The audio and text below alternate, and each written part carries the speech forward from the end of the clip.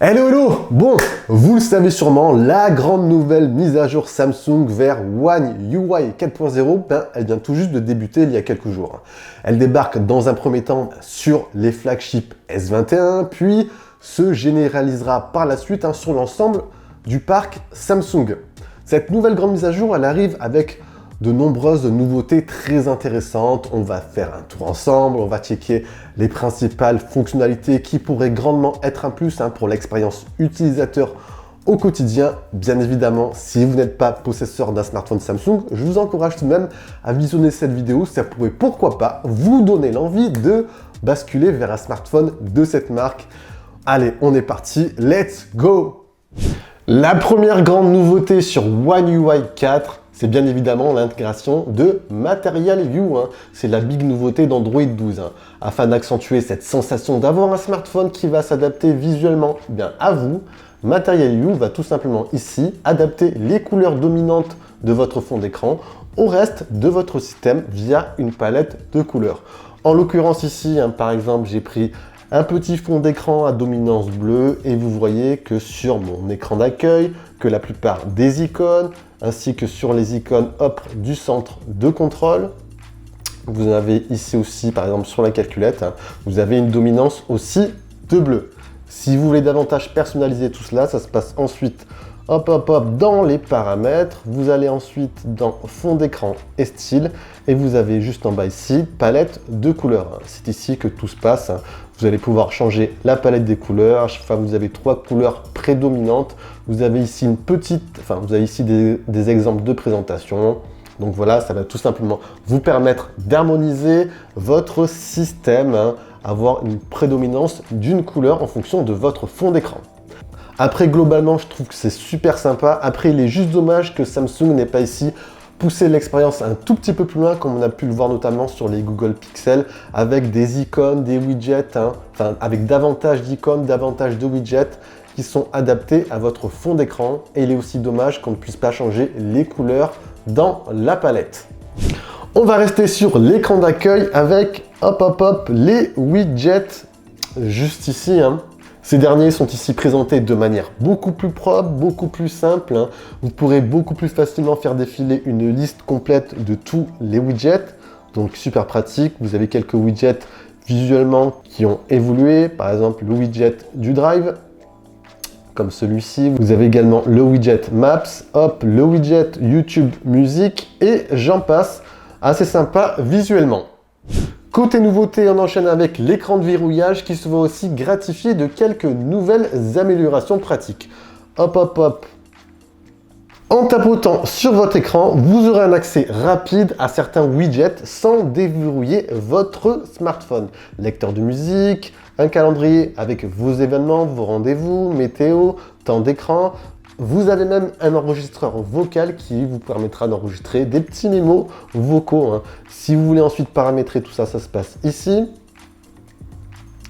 Vous allez donc pouvoir intégrer jusqu'à 7 widgets sur votre écran de verrouillage, musique, programme du jour, météo, alarme, bien-être numérique. Vous allez aussi pouvoir les réorganiser en fonction de votre utilité au quotidien. Bref, c'est plutôt pratique et sympa. Dans la continuité, le mode Always On Display se voit doté aussi d'une nouvelle fonctionnalité. Ça se passe dans les paramètres, dans écran de verrouillage. Vous allez ensuite dans Always On Display. Et vous avez ici, afin de préserver votre batterie, vous pourrez dorénavant modifier l'affichage des notifications sur votre Always On Display avec un affichage programmé. Vous allez pouvoir définir ici une plage horaire. Donc voilà. Vous pourrez désactiver vos notifications la nuit, ça vous permettra de gratter quelques pourcentages de batterie et ça, c'est bien vu. On passe à la section photo qui se voit dotée aussi de quelques nouveautés. On se dirige sur la section photo et la première petite nouveauté, adieu les petits sapins que vous avez auparavant. Vous avez place ici à une nouvelle dénomination beaucoup plus simple avec du x0,5, x1, x3 pour passer d'une focale à une autre. Voilà, c'est beaucoup plus simple et lisible pour l'expérience au quotidien. Deuxième petite astuce, nouveauté, vous pourrez directement filmer sans switcher du mode photo au mode vidéo en restant appuyé sur voilà, sur le bouton juste ici, vous faites glisser vers le petit cadenas en haut et voilà, vous pourrez directement filmer. Petite astuce sympa et pratique au quotidien. Voilà, ça vous permettra directement de filmer sans passer du mode photo au mode vidéo. Autre nouveauté Samsung, on reste toujours sur la partie photo. On va se diriger dans la galerie photo. Hop, hop, hop. Et vous allez avoir une nouvelle fonction qui va s'appeler remasteriser une photo. On va donc choisir une petite photo, remasteriser une photo. En fait, c'est une fonction qui va tout simplement vous permettre en gros de réduire le flou, supprimer le bruit, le grain numérique existant, bref, améliorer grandement la qualité de votre cliché. On choisit par exemple cette photo, vous avez les 3 petits points à droite et vous faites remasteriser photo. Voilà, la fonction est en train d'analyser votre photo. Voilà. Et donc ensuite, vous avez un avant et un après avec la qualité qui a été nettement améliorée. Et ça, c'est sympa. Hop, hop, hop, vous êtes encore nombreux à visionner les vidéos et ne pas être abonné. Donc, si vous n'avez pas encore fait, pensez à vous abonner, vous activez la petite cloche de notification pour ne rien rater des prochaines vidéos qui arrivent, actu, test, high-tech, smartphone et compagnie. Thank you. On reste toujours sur la partie photo et on voit également qu'il y a quelques petites légères améliorations sur la partie pro du mode photo, hein. Si vous activez par exemple voilà, la grille sur le mode pro, vous allez avoir au centre, juste ici, une barre de niveau horizontale qui va tout simplement vous permettre d'avoir une photo qui n'est pas trop bancale, d'ajuster voilà, le niveau de votre photo. Autre astuce sympa toujours sur la partie photo, hop, on va se diriger dans la galerie. Et vous avez une nouvelle fonctionnalité qui va tout simplement vous permettre de détourer automatiquement le sujet d'une photo en quelques gestes.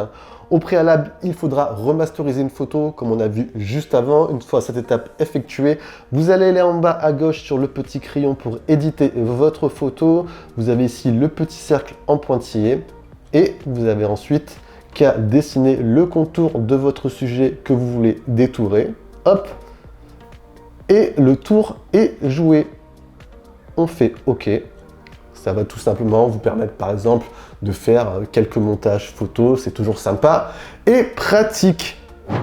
Toujours dans la section photo, j'ai une dernière petite astuce, hein. Je sais que parmi vous, il y a des personnes qui aiment bien classer, ordonner leurs photos et pour vous, j'ai une petite astuce assez sympa, c'est une nouvelle fonctionnalité. Vous choisissez un petit cliché et vous allez pouvoir ici modifier par exemple toutes les métadonnées d'une photo. Vous allez pouvoir modifier la date à laquelle a été prise la photo, vous allez pouvoir changer le nom du fichier, vous allez pouvoir aussi ajuster la localisation d'une photo, bref, ça peut être sympa pour des carnets de voyage, pour classer vos photos, etc.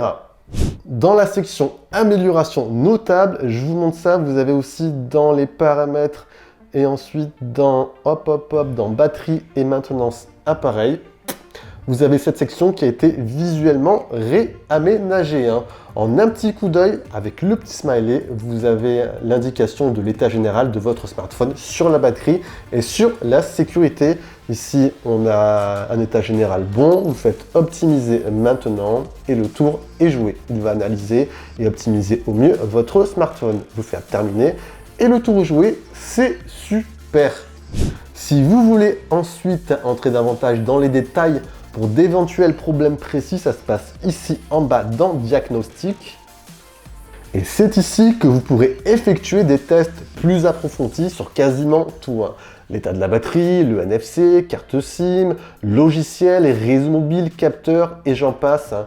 Vous avez vraiment quasiment tout et ça, c'est super pratique. Toujours dans cette section, je voulais vous montrer également une petite nouveauté assez sympa ici dans l'onglet batterie. Juste en bas, dans autres paramètres de la batterie, et vous avez ici une nouvelle fonctionnalité qui s'appelle protection de la batterie. Cette fonctionnalité va tout simplement, comme elle l'indique, pouvoir prolonger la durée de vie de votre batterie en limitant la charge maximale à 85%. Honnêtement, je vous conseille de l'activer si vous avez par exemple une grosse capacité de batterie, ça pourrait pourquoi pas sur le moyen long terme prolonger la durée de vie de cette dernière. Allez, on enchaîne. Si vous êtes un habitué des emojis lorsque vous envoyez des messages à votre entourage, à vos amis, votre famille, etc., One UI 4 intègre quelques nouveautés assez sympathiques, dont notamment la possibilité maintenant hop hop hop, de mixer deux emojis, comme cela, hop hop hop, petit emoji pas content, petit emoji, voilà, content et qui pleure, etc.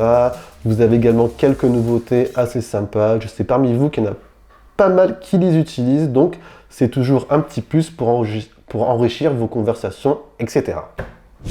Pour celles et ceux ensuite qui sont un tout petit peu soucieux des fuites de données, de la confidentialité, vous avez hop hop hop dans les paramètres et dans confidentialité, une section qui a été réaménagée visuellement. Vous allez pouvoir accéder très rapidement à l'historique de toutes les applications qui ont utilisé une autorisation précisément. Hop, vous avez ici, dans les dernières 24 heures, toutes les applications qui ont utilisé une autorisation. Et ça, c'est pratique pour avoir une visualisation assez rapide. Toujours dans la section confidentialité, dorénavant, dès que votre appareil photo ou votre micro sera utilisé par une application, vous allez avoir juste ici en haut à droite un petit point vert qui indique que soit votre microphone, soit votre appareil photo est utilisé. En l'occurrence ici, hop, en tapotant sur le petit point vert, vous avez ici encore d'utilisation par l'application X Recorder.